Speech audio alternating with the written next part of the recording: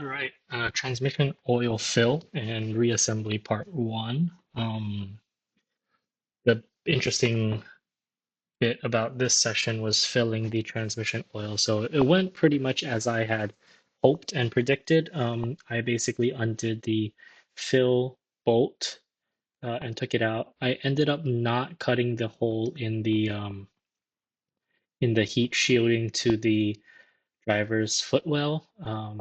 I did it pretty much all from just under the car. And then I bought a 3/8 inch clear tubing that I threaded in from the top of the engine bay. I think you can do this even with all the hoses. You just need to get the tubing down to the rough area where the fill hole is. And then if you can go under the car and tuck the tubing into the hole.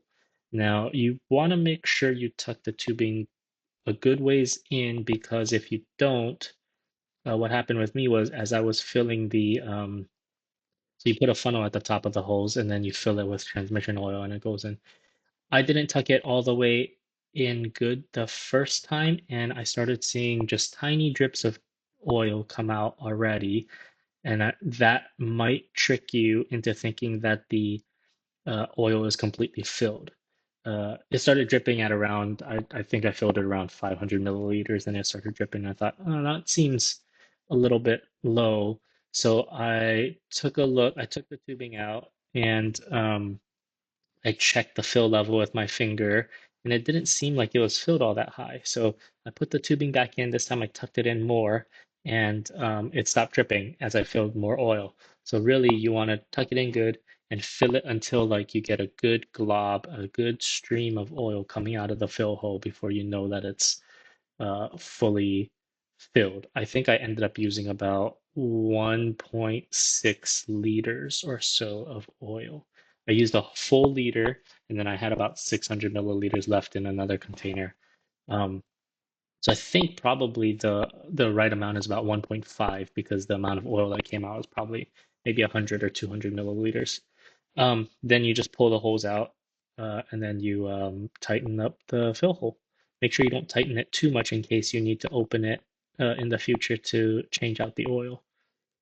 Um, if you can't get it if you can't get it loosened, you will probably have to pull out the entire transmission in order to fill the transmission oil.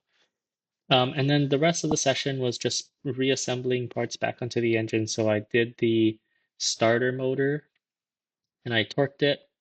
And then I also plugged in the oil pressure sender back in. I redid the power lines to the starter, the grounding cable from the engine, I think. And then I replaced the timing belt onto the engine.